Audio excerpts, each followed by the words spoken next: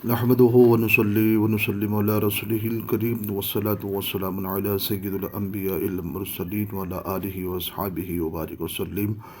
صلاة والسلام عليك يا سيدي يا حبيب رسول الله صلى الله عليه وعلى آله وصحبه وبارك وسلم۔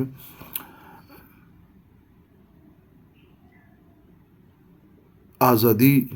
کے 75 سال ہو چکے ہیں،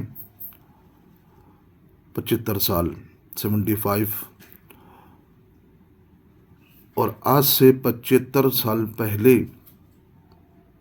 جب یہ دیش جب آزاد ہوا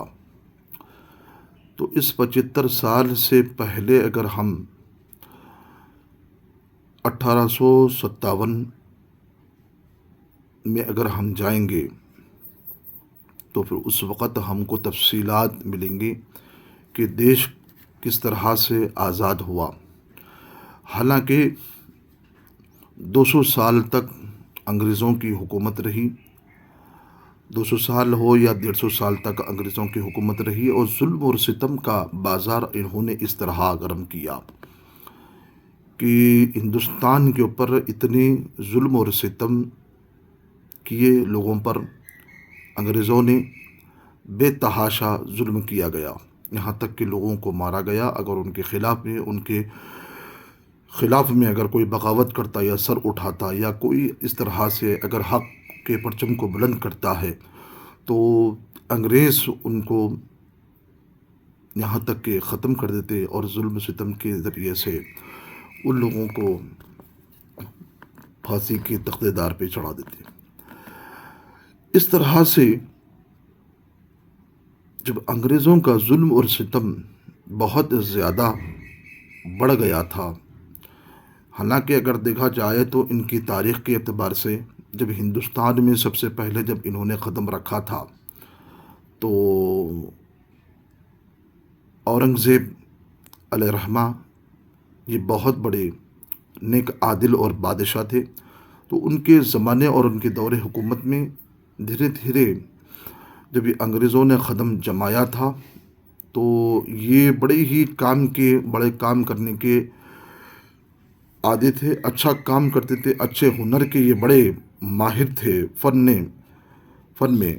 تو لہٰذا جب یہ اس طرح سے یہ اپنے دھیرے دھیرے جب قدم رکھ رہے تھے ہندوستان میں، تو اسی طرح سے قدم رکھتے رکھتے یہاں تک کہ ان کی آبادی بڑھ گئی۔ پھر اس کے بعد انہوں نے اپنے قدموں کو جمانے کے بعد ہندوستان پہ قابض ہوئے، اور قابض ہونے کے بعد لوگوں کو اپنے غلام بنایا، اور یہاں تک کہ لوگوں کو غلام بنا کر ان پر ظلم و ستم کا بازار کو گرم کیا ہے۔ لیکن جب یہ دھیرے دھیرے آہستہ سے یہ جب بڑھتا گیا، یہاں تک کہ جب ٹیپو سلطان میسور کے مشہور معروف نیک عادل بادشاہ تھا، وہ اور مرد مجاہد تھے، جنہوں نے انگریزوں کے ناک میں دم کر دیا تھا، اور ان انگریزوں نے ٹیپو سلطان سے مقابلہ کرنا ان کے لیے بڑی ہی مشکل اور بڑی ہی پریشانی تھی، اور ٹیپو سلطان کا نام ہی کافی تھا۔ لیکن ٹیپو سلطان نے جب انگریزوں کا جب ان کا مقابلہ کیا، جب ان کے ساتھ زبردست طریقے سے ان کا تعاقب کیا، ان کا پیچھا کیا، تو انگریز یہاں تک کہ مجبور ہو گئے تو ٹیپو سلطان سے کس طرح سے ہم ان کو بچایا جائے اور کس طرح سے ان کو شکست دیا جائے۔ لیکن ٹیپو سلطان جو نیک عادل بادشاہ بھی تھے، اچھے آدمی بھی تھے، اور ولی صفت کی حامل بھی تھے، تو ٹیپو سلطان ہی کے ساتھ رہنے والے کسی نے انگریزوں کی مقبری کی، اور اس مقبری کے ذریعے سے ٹیپو سلطان علیہ رحمہ کو وہ شکست کھانی پڑی۔ اور یہاں تک کہ جرأت اور بہادری کا یہ عالم تھا ٹیپو سلطان کے کہ جب آپ کو دھوکے سے جب شہید کیا گیا، تو یہاں تک کہ 3 دن تک جب آپ کی شہادت ہوئی، تو شہادت ہونے کے باوجود بھی انگریز آپ کی لاش مبارک کے قریب آنے کے لیے ڈر رہے تھے کہ کب وہ شیر دل انسان کھڑے ہو کر کب کس وقت ہم پر حملہ کر لیں، لیکن جب ٹیپو سلطان کو جب شہید کیا تو شہید کرنے کے بعد انگریزوں نے یہ کہا کہ اب ہم کو ہندوستان سے کوئی نہیں نکال سکتا ہے، اب ہندوستان ہمارا ہے اور ہندوستان پر ہم قبضہ کریں گے۔ یہی بات جیسے ہی آگے بڑھی، چند سال گزرے تو پھر وہی انگریزوں کا ظلم و ستم بڑھتا گیا، لیکن اللہ رب العزت نے ایسے مرد مجاہدوں کو پیدا کیا تھا، اس میں سر فہرست شاہ عبد العزیز محدث دہلوی رحمۃ اللہ تعالیٰ علیہ، یہ وقت کے مجدد تھے، اپنے زمانے کے بہت بڑے۔ تو سب سے پہلے آپ کی تاریخ میں، آپ کی سوانی میں یہ بھی ملتا ہے کہ آپ نے سب سے پہلے انگریزوں کے خلاف جہاد کا فتویٰ دیا تھا، یہ بھی تاریخ میں سوانی میں پڑھنے میں ملتا ہے۔ تو انگریزوں کے خلاف لڑنا اور انگریزوں کے ساتھ جہاد کرنا، جو سب سے پہلے فتویٰ آپ نے بھی دیا، اور اس کے بعد ان کے شاگرد رشید، بڑے ہی پیارے شاگرد علامہ فضل حق خیر آبادی علیہ رحمۃ رضوان، جو 1857 میں آپ نے بھی انگریزوں کے خلاف میں سب سے پہلے جہاد کا فتویٰ آپ نے بھی دیا، یہ بھی تاریخ میں ملتا ہے۔ تو علامہ فضل حق خیر آبادی علیہ رحمہ شاہ عبد العزیز محدث دہلوی رحمۃ اللہ تعالیٰ علیہ کے شاگرد تھے، شاگرد رشید بھی تھے۔ اور علامہ فضل حق خیر آبادی علیہ رحمہ نے جب دلی کی جامع مسجد میں، شاہی مسجد میں، جب آپ نے جمعہ کے دن میں جب یہ فتویٰ لکھ کر لائے ہیں، تو دلی کی جامع مسجد میں 10,000 علماء سے زائد علماء کا وہاں پر مجمع تھا۔ اسی بھرے مجمع میں آپ نے انگریزوں کے خلاف جہاد کرنے کا جب فتویٰ دیا، تو اس کے بعد تمام علماء نے اس فتوے پر دستخط کیا تھا۔ جیسے ہی دستخط کیا گیا تو ہر شہر، گلی کوچے میں، گاؤں میں اس فتوے کی بات اور انگریزوں کے خلاف جہاد کرنے کی بات جب پہنچی، تو انگریزوں تک یہ بات پہنچی تو کسی نے مخبری کر دی کہ علامہ فضل حق خیر آبادی نے آپ لوگوں کے خلاف میں جہاد کا فتویٰ دیا ہے۔ تو اسی وقت سے جتنے بھی انگریزوں کے خلاف میں علماء اکرام کھڑے ہوئے تھے، تو یہ انگریزوں نے اتنے علماء کو جو شہید کیا گیا کہ دلی سے لے کر لاہور کی سرزمین تک جو جھاڑ تھے، ان جھاڑوں کے پیڑوں پر کئی علماء اکرام کی لاشیں مبارک کو ٹنگا دیا گیا، لٹکا دیا گیا، اور کئی ایسے علماء اکرام کو شہید کیا گیا، اور یہاں تک کہ ان کے خنزیر کی چمڑی میں لپٹ کر ان کو جلا دیا گیا۔ اللہ اکبر۔ تو علماء اہل سنت کا ایک اہم رول ہے، ایک اہم کردار ہے، جنہوں نے جنگ آزادی میں جو اپنے آپ کو، اپنی جان کو پیش کیا تھا۔ لیکن علامہ فضل حق خیر آبادی علیہ رحمہ نے جب سب سے پہلے 1857 میں جب یہ فتویٰ دیا تھا، تو فتویٰ دینے کے بعد آپ کے خلاف میں بھی انگریزوں نے یہ وارنٹ ایشو کیا تھا، وارنٹ جاری کیا کہ ان کو گرفتار کیا جائے۔ لیکن آپ نے انگریزوں کے خلاف میں، انگریزوں کی نظر سے چھپتے چھپاتے ہوئے جب بچے آپ، تو لیکن آخر کار آپ کو گرفتار کیا گیا۔ پھر اس کے باوجود آپ کو انڈومان نکوبار میں ایک ایسی جیل ہے جہاں پر اندر جانے کے بعد آدمی باہر آنا مشکل ہو جاتا ہے، اور ایسی جیل ہے جہاں پر آدمی نکل نہیں سکتا ہے، وہاں سے سرک نہیں سکتا، ایک عام آدمی کی بتا رہا ہوں۔ تو وہاں پر ایک ایسی جیل ہے جہاں پر کوئی انسان اگر جائے بھی، تو وہاں کی جیل کے اندر کے حالات کو بھی علامہ فضل حق خیر آبادی علیہ رحمہ نے اپنی کتاب میں اس کا تذکرہ بھی کیا ہے، یہاں کی جیل کیا ہے، یہاں کی جیل کے حالات کیا ہے، اور یہ کیسی جیل ہے۔ جس طرح سے وہ پورے حالات کو آپ نے تبصرہ کیا ہے، اپنی کتاب کے اندر لکھا ہے۔ تو 1 سال تک آپ علامہ فضل حق خیر آبادی کو جیل میں رکھا گیا، اور آپ کی جائیداد، آپ کی کتابوں کو، آپ کے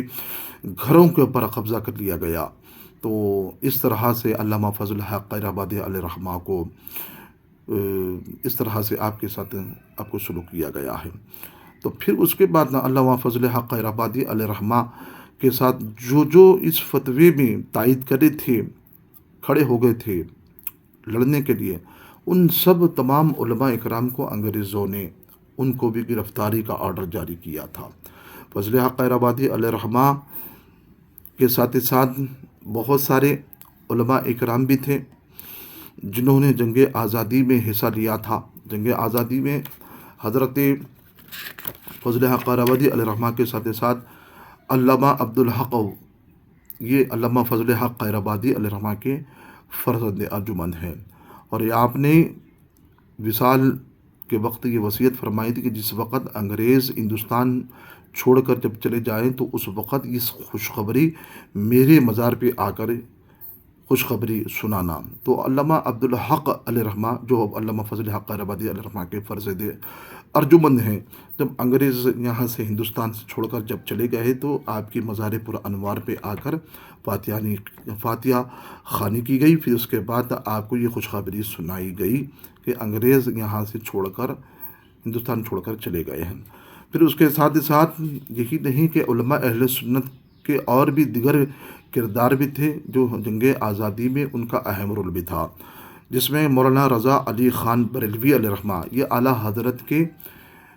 دادا ہوتے ہیں، اعلیٰ حضرت فاضل بریلوی علیہ رحمہ کے یہ دادا، ان کا بھی اہم رول تھا جنگ آزادی میں۔ انہوں نے ایک اہم رول کو ادا کیا ہے، پوری تفصیلات ان کی زمانی حیات میں مل جاتی ہیں۔